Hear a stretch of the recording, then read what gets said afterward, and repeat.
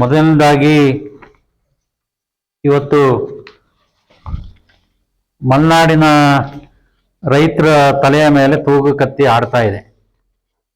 2013ರಿಂದ ಪ್ರಾರಂಭ ಆಗಿ ಇದು 7ನೇ ಬಾರಿ ಎಕೋ ಸೆನ್ಸಿಟಿವ್ ಝೋನ್ ಪರಿಸರ ಸೂಕ್ಷ್ಮ ವಲಯನ ಅಧಿಸೂಚನೆ ಹೊರಡ್ಲಿಕ್ಕೆ ಕರಡು ಅಧಿಸೂಚನೆಯನ್ನ 7ನೇ ಬಾರಿ ಕೇಂದ್ರ ಪರಿಸರ ಇಲಾಖೆ ಹೊರಡಿಸಿದೆ. ನಾವು ಹಿಂದೂ ಸಹ ಎಲ್ಲ ಸಂದರ್ಭಗಳಲ್ಲೂ ಪಂಚಾಯತಿನಲ್ಲಿ ಕೆಲವು ಕಡೆ ರೆಸಲ್ಯೂಷನ್ ಮಾಡಿ ಪಂಚಾಯತಿ ವೈಸು ಅಬ್ಜೆಕ್ಷನ್ ಕೊಟ್ಟರು ಏನು ಪರಿಣಾಮ ಆಗಿಲ್ಲ. ಪುನಃ ಯಥಾವತ್ತಾಗಿ ಏನು ಎಷ್ಟು ಏರಿಯಾ ಎಷ್ಟು ಗ್ರಾಮ ಇದು ಮಾಡಿದ್ರೋ ಅಷ್ಟು ಗ್ರಾಮಗಳನ್ನ ಪುನಃ ಯಥಾವತ್ತಾಗಿ ಕೇಂದ್ರ ಪರಿಸರ ಇಲಾಖೆ ಕರಡು ಅಧಿಸೂಚನೆ ಹೊರಡಿಸಿದೆ.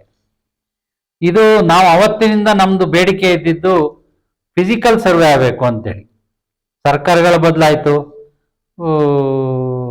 ಈ ರಾಜ್ಯ ಸರ್ಕಾರಗಳು ಬದಲಾಯಿತು, ಆದರೆ ನಮ್ಗೇನಾಗಿದೆ ಅಂದರೆ ಫಿಸಿಕಲ್ ಸರ್ವೆ ನಡೀಲೇ ಇಲ್ಲ ಇಷ್ಟೋ ತನಕ.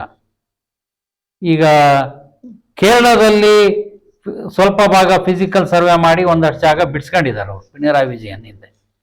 ನಾವು ಕೇಳ್ತಾ ಇರೋದು ಏನಂತ ಹೇಳಿದ್ರೆ, ನಮ್ಮ ಈಗ ರೈತರು ನೀವು ಯಾವುದೋ ಒಂದು ಗ್ರಾಮ ಹಾಕ್ತೀರಿ, ಈಗ ತುಂಬ ಜನ ಪರಿಸರವಾದಿಗಳು ಪರಿಸರ ಸೂಕ್ಷ್ಮ ವಲಯ ಅಧಿಸೂಚನೆ ಹೊರಡಿಸೋದ್ರಿಂದ ಜನಗಳಿಗೆ ತೊಂದರೆ ಆಗಲ್ಲ ಅಂತ. ಈಗ ತೊಂದರೆ ಆಗದೆ ಇರ್ಬೋದು, ಯಾಕಂದ್ರೆ ಹಿಂದೆ ನ್ಯಾಷನಲ್ ಪಾರ್ಕ್ ಮಾಡೋಷ್ಟೊತ್ತಿಗೆ 90-98 ಮಧ್ಯ ಕರಡು ಅಧಿಸೂಚನೆ ಹೊರಡಿಸಿ ನ್ಯಾಷನಲ್ ಪಾರ್ಕ್ ಘೋಷಣೆ ಆಗೋಷ್ಟೊತ್ತಿಗೆ ಗೋವಿಂದೇಗೌಡರು ಸಚಿವರಾಗಿದ್ರು. ಯಾಕಂದ್ರೆ ಒಂದು ಸಭೆಯಲ್ಲಿ ನಾನು ಭಾಗವಹಿಸಿದ್ದೆ.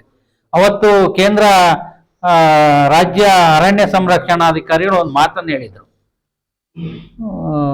ಯಾವುದೇ ಕಾರಣಕ್ಕೂ ಇಲ್ಲಿಂದ ಒಕ್ಲೇಪ್ಸಲ್ಲ ಯಾರನ್ನು ಅಂತೇಳಿ. ಇವತ್ತೇನಾಯ್ತು ಪರಿಸ್ಥಿತಿ, ಎಲ್ಲರನ್ನೂ ಒಕ್ಲೇಪ್ಸ್ತಾ ಇದ್ದಾರೆ. ಕೊಡಬೇಕಾದಂಥ ಪರಿಹಾರ ಸರಿಯಾಗಿ ಕಾಲಕ್ಕೆ ಸಿಗ್ತಾ ಇಲ್ಲ. ಅವರ ಅಲ್ಲಿಯ ಜನ ನೋಡಿದ್ರೆ ಅತಂತ್ರ ಪರಿಸ್ಥಿತಿ. ಹೋಗ್ಲಿ, ತುಂಬಾ ಜನ ಕೂಲಿ ಕಾರ್ಮಿಕರು, ಅವ್ರಿಗೆ ಏನೂ ರೆಕಾರ್ಡ್ ಇಲ್ಲ, ಇವತ್ತು ಅಲ್ಲೇ ಇದ್ದಾರೆ.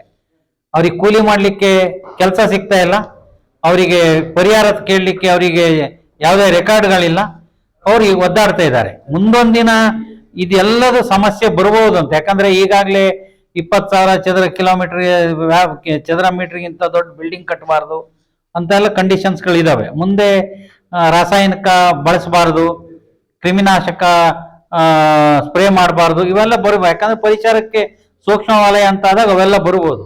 ನಾವು ಕೇಳ್ತಾ ಇರೋದೇನಂದ್ರೆ, ಪದೇ ಪದೇ ನೀವು ಅದೇ ಯಥಾವತ್ತಾಗಿ ಅಧಿಸೂಚನೆ ಹೊರಡಿಸ್ತಾ ಇದ್ದಾರೆ ಹೊರತು ನಾವು ಎಷ್ಟು ಅಬ್ಜೆಕ್ಷನ್ ಹಾಕಿದ್ರು ಅಬ್ಜೆಕ್ಷನ್ ಹಾಕಿದವ್ರನ್ನ ಕರೆದಿಲ್ಲ, ಕೇಳಲಿಲ್ಲ, ಏನು ಕ್ರಮ ಕೈಗೊಂಡಿಲ್ಲ.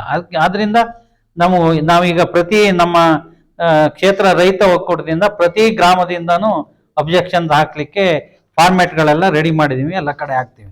ಆದ್ರೆ ನಮ್ದು ಬೇಡಿಕೆ ಏನಂದ್ರೆ, ಇಲ್ಲಿಯ ಸಂಸದರು ಶಾಸಕರು ಎಲ್ಲ ಒಟ್ಟಾಗಿ ಎಲ್ಲ ರೈತ ಪರ ಸಂಘಟನೆಗಳನ್ನ ಸಾರ್ವಜನಿಕರು ಸಭೆ ಮಾಡಿ ಅಟ್ಲೀಸ್ಟ್ ನಮ್ಗೆ ಫಿಸಿಕಲ್ ಸರ್ವೆ ಕೇಳಲಿ ಅಂತ.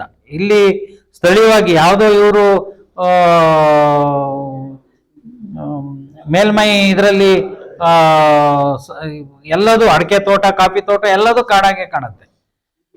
ಅದರಿಂದ ನಮ್ಗೆ ಫಿಸಿಕಲ್ ಸರ್ವೆ ಆಗಲಿ, ಇಲ್ಲಿ ಪ್ರತಿ ಊರಲ್ಲಿ ಗ್ರಾಮಸ್ಥರ ಅಹವಾಲನ್ನು ಕೇಳಲಿ, ಗ್ರಾಮಸ್ಥರದ್ದು ನಮ್ಗೆ ಒತ್ತುವರಿಗೆ ಬಿಟ್ಕೊಡಿ ಅಥವಾ ಬೇರೆ ಏನೋ ಅಂತ ಕೇಳಲ್ಲ. ಅಟ್ಲೀಸ್ಟ್ ಗ್ರಾಮಸ್ಥರು ಜೀವನಕ್ಕೆ ತೊಂದರೆ ಆಗದೆ ಇರುವಂಗೆ, ನಮ್ಮ ರೈತರಿಗೆ ಮುಂದೆ ತೊಂದರೆ ಆಗಬಾರ್ದು ಅಂತಿದ್ರೆ ಫಿಸಿಕಲ್ ಸರ್ವೆ ಆಗಬೇಕು. ಅದಕ್ಕಾಗಿ ನಾವು ಇದನ್ನು ಒತ್ತಾಯ ಮಾಡ್ತಿದ್ದೀವಿ. ಫಿಸಿಕಲ್ ಸರ್ವೆಗೆ ಸರ್ಕಾರ ಅನುಮತಿ ಕೊಡಬೇಕು, ಆದೇಶ ಮಾಡಬೇಕು ಅಂತೇಳಿ ಈ ಸಂದರ್ಭದಲ್ಲಿ ಹೇಳ್ತಾ, ನಾವು ಎಲ್ಲ ಗ್ರಾಮಗಳಿಂದ ನಾವು ಮತ್ತೆ ರೈತ ಒಕ್ಕೂಟದ ಪರವಾಗಿ ಎಲ್ಲ ಪ್ರತಿ ಗ್ರಾಮದಿಂದನೂ ನಾವು ಅಬ್ಜೆಕ್ಷನ್ ಫಾರ್ಮ್ಯಾಟ್ ಎಲ್ಲ ರೆಡಿ ಮಾಡಿದೀವಿ, ಎಲ್ಲ ಕಡೆ ಅಬ್ಜೆಕ್ಷನ್ಸ್ಗಳನ್ನ ಹಾಕ್ತೀವಿ.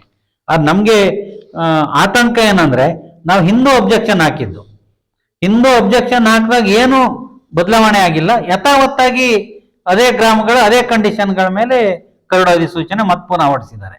ಅದು ಆಗ್ಬಾರ್ದು ಅಂತೇಳಿ ನಮ್ದು ಎಲ್ಲ ಜನಪ್ರತಿನಿಧಿಗಳು ಪಕ್ಷಾತೀತವಾಗಿ ಒತ್ತಾಯವನ್ನು ಮಾಡಬೇಕು. ಇಲ್ಲಿಂದ ದೆಹಲಿ ಚಲೋ ಆದ್ರೂ ತೊಂದರೆ ಇಲ್ಲ, ಒಟ್ಟಿನಲ್ಲಿ ನಾವೆಲ್ಲ ಹೋರಾಟಗಾರರ ಜೊತೆಗಿರ್ತೀವಿ. ಅದನ್ನ ಹೋರಾಟ ಮಾಡಿ ಅದನ್ನ ನಿಲ್ಲಿಸ್ಬೇಕು, ಫಿಸಿಕಲ್ ಸರ್ವೆ ಆಗೋ ತನಕ ನಿಲ್ಲಿಸ್ಬೇಕು ಅಂತೇಳಿ ನಮ್ದು ಒತ್ತಾಯ ಇದೆ.